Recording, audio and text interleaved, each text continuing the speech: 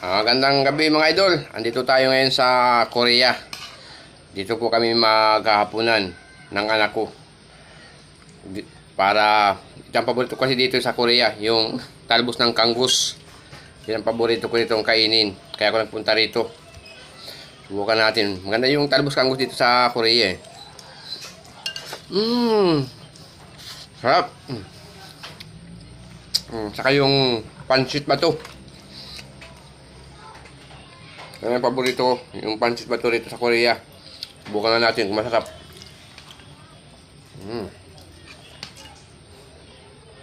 Ito ang pancit bato rito. Sarap nito.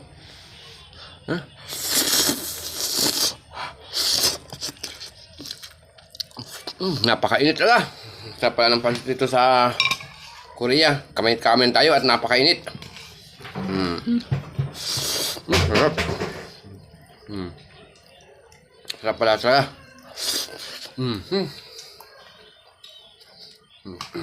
Sarap. Saka yung tilapia.